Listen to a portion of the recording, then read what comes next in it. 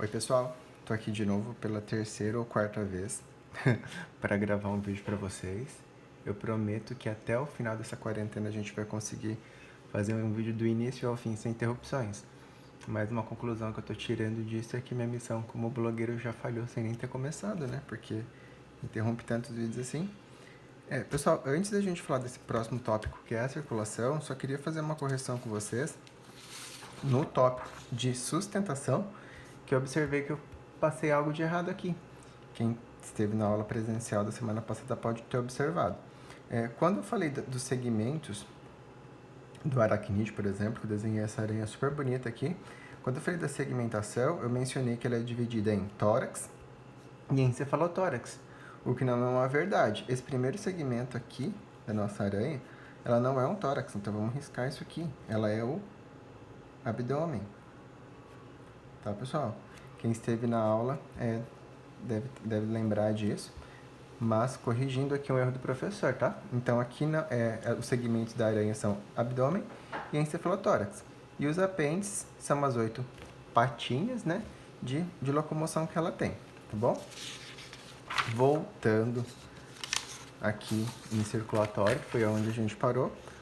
Eu observei também que no outro vídeo, eu cortei um pedacinho quando eu falava aqui de nutrição. Então, aqui eu simbolizei uma macromolécula, tá bom, pessoal? E aqui depois vocês conseguiram acompanhar na gravação. Falando de circulação, de sistema circulatório, a gente vai lembrar, vai fazer uma associação de circulação com transporte. Tá bom, pessoal? Então, o sistema circulatório transporta alguma coisa. E quem transporta, né? Deixa eu ver se vai dar problema aqui. Então, a gente sempre vai fazer associação de transporte, na grande maioria dos filhos dos animais, com o coração e vasos sanguíneos.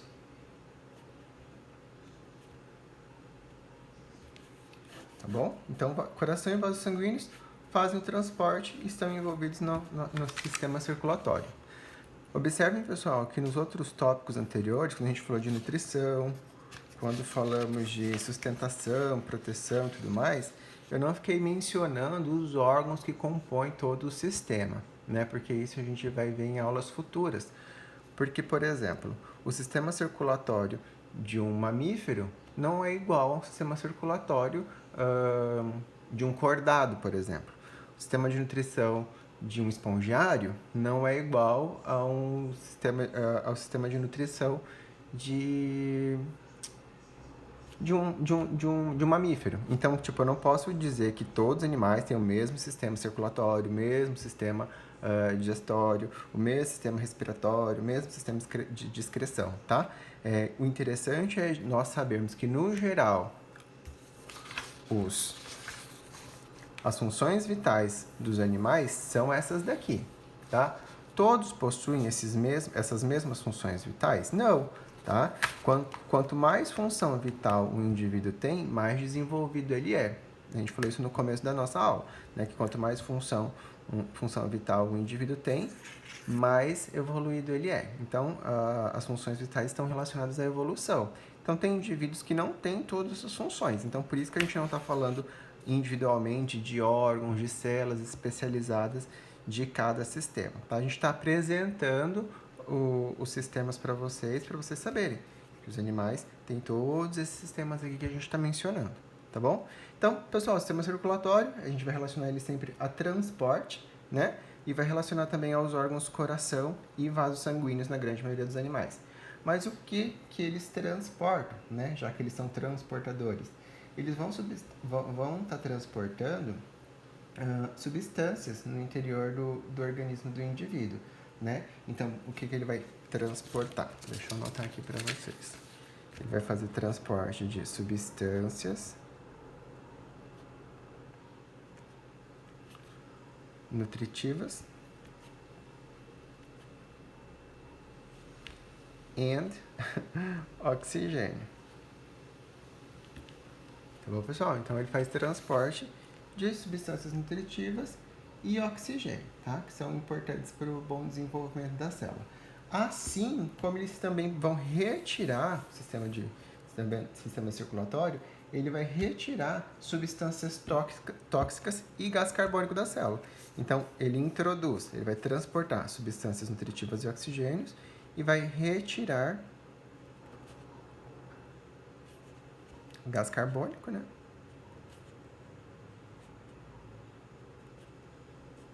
E substâncias tóxicas.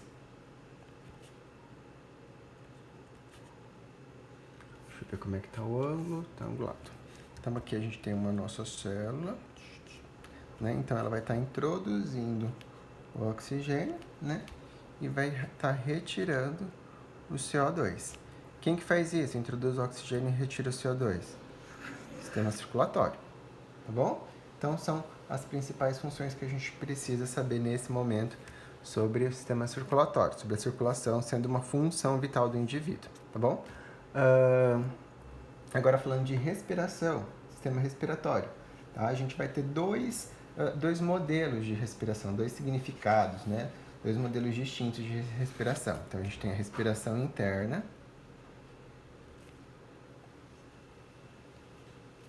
A gente tem respiração interna, que já vou falar para vocês quem faz elas, tá? A respiração interna, ela pode ser chamada também de respiração celular. E a gente tem a respiração externa.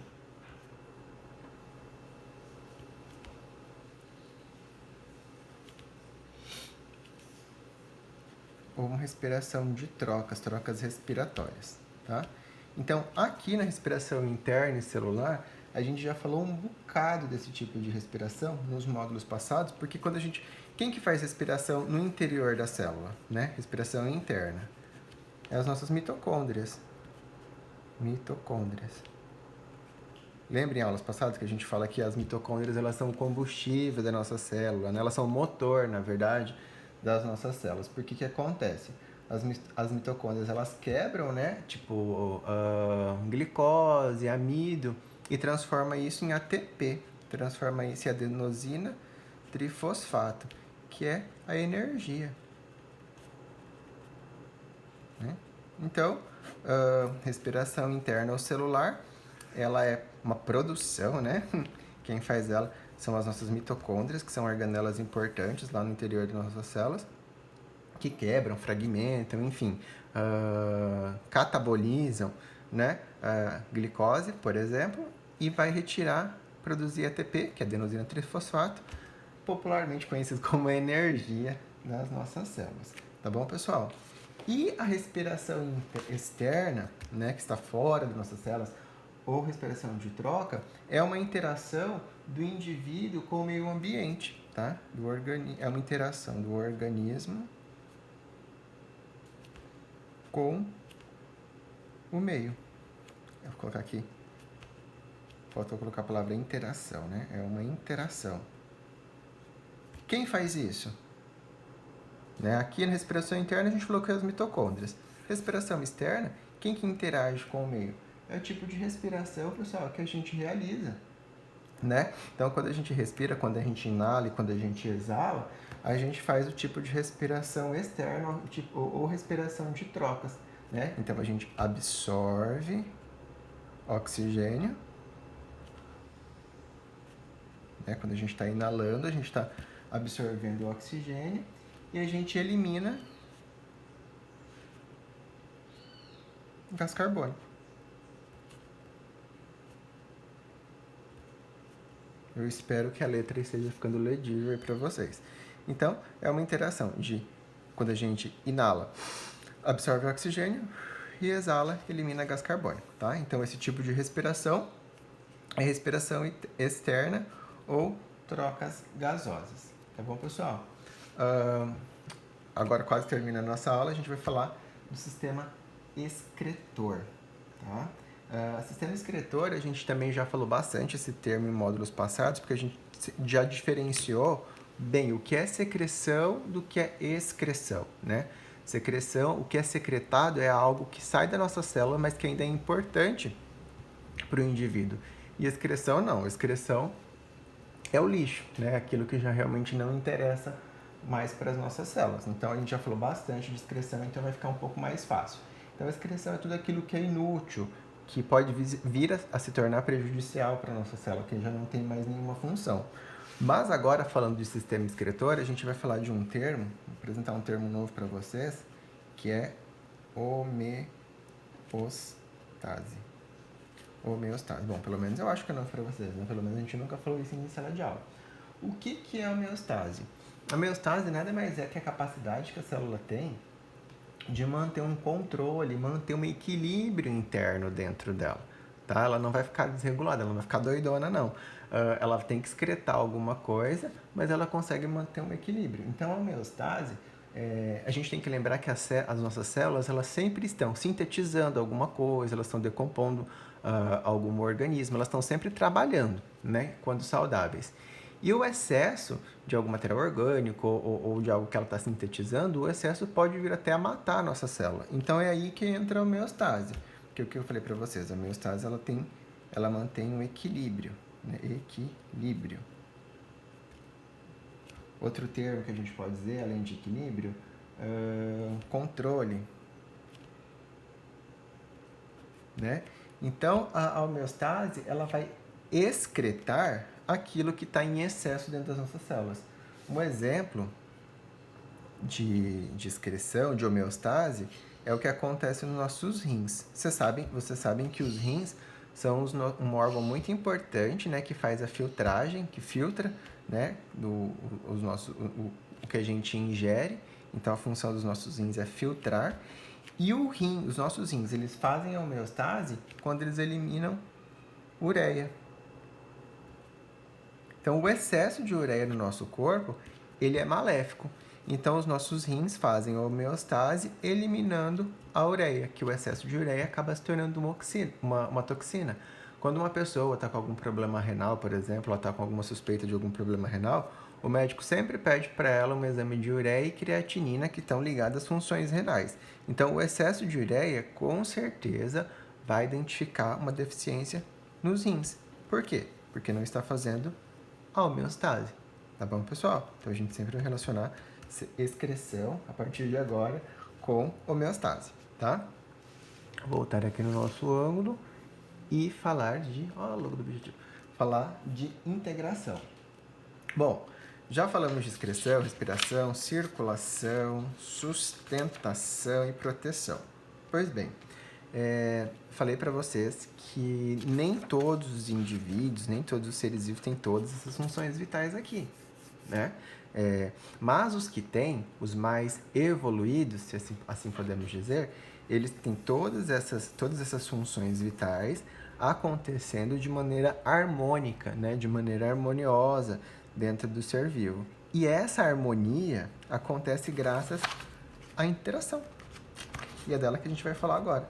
Então, existe toda uma interação do sistema nutricional, circulatório, respiratório, excretor, tá?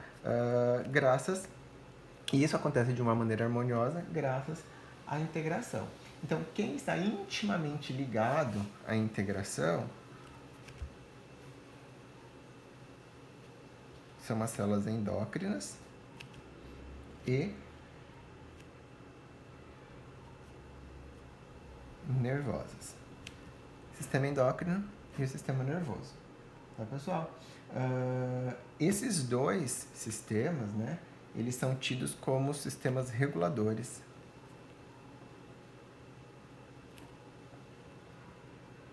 Então, sistema endócrino e sistema nervoso são sistemas reguladores que promovem toda essa interação entre todas as funções vitais, tá bom? O que o sistema endócrino ele faz? Ele produz, ele secreta hormônios. Então, todos os hormônios que são importantes para o bom desenvolvimento do nosso corpo, né, que são importantes para o nosso corpo, eles são produzidos em células endócrinas. Aí, pessoal, vai existir uma interação do sistema endócrino com o sistema circulatório. Por que o sistema circulatório ele faz? O que eu falei para vocês que ele faz? Ele faz transporte. Então, as células secretoras, né? As células hormonais que são produzidas aqui nas células no sistema endócrino, eles vão ser transportados pelo sistema circulatório. Olha a integração. Existe uma integração aqui entre o sistema endócrino com o sistema circulatório, com o transporte, tá? Então, os hormônios que são produzidos nas células endócrinas, eles precisam chegar a lugares do nosso corpo que essas células produtoras estão distantes. Então, eles precisam do transporte do sistema circulatório. Tá bom, pessoal? E o sistema nervoso, né, a gente pode dizer aqui, de uma maneira mais simplificada para vocês, que ele está relacionado a estímulos. Claro que vai muito mais além disso, né, pessoal? Mas para uma apresentação hoje, para a gente ter uma noção de conteúdo, a gente relacionar sistema endócrino com produção de hormônio e o nervoso com os estímulos. E os estímulos, eles podem acontecer em qualquer parte do nosso corpo, né? Quando a gente falar em sistema nervoso, a gente tem que pensar no nosso crânio, né? O sistema nervoso toda a máquina do nosso sistema nervoso fica localizada no nosso crânio. Mas a gente tem um estímulo lá na ponta do dedão, né? Eu pisei em cima de um espinho. Lá na ponta do meu dedão, eu recebi o estímulo, que foi produzido lá no meu sistema nervoso, e eu vou tirar o pé de cima daquele espinho, para não ficar machucando meu pé. Então, essa relação de estímulo que existe nas nossas células nervosas. Então, graças a essa interação de sistema endócrino e sistema nervoso, a gente consegue manter a harmonia com todas essas outras funções vitais. Tá bom, pessoal? Nós temos, né, atividade, lição de casa, atividade da página 319, tá? São só 6 exercícios e eu peço que vocês façam eles e me entreguem amanhã. Podem me mandar foto amanhã que eu faço a correção e dou a devolutiva para vocês. É muito importante vocês assistirem essas aulas, pessoal, porque são aulas que estão sendo dadas. Então, elas contam como aula presencial normalmente, tá? Vamos fazer só algumas simulações aqui de como a gente encontra alguns exercícios em vestibular e Enem sobre esse conteúdo de hoje. Se a gente perguntar, por exemplo, para vocês, qual o sistema que faz troca de gases, né? De O2 com CO2 com relação ao meio ambiente. Qual desses que a gente apresentou? Proteção, sustentação, nutrição, circulação, respiração e excreção. Né? Fica fácil a gente descobrir nesse caso que é uma função vital ligada ao sistema respiratório. Né? Quem faz sustentação, proteção e locomoção? Né? Outra coisa que desse conteúdo pode ser perguntado para vocês: quem que tem a capacidade de manter o meio interno constante? Onde que a gente viu isso aqui? Deixa eu achar aqui, ó. Que mantém o equilíbrio, controle, ó, uma palavra nova aqui, ó. Constante. Tá? Quem mantém o meio interno constante é a homeostase. Tá bom, pessoal? Então, lembrando, façam a atividade da página 319, são só 6 exercícios. Eu espero que vocês tenham gostado da aula, me deem uma devolutiva, me deem um feedback sobre isso. E até a nossa próxima aula. Até mais, pessoal!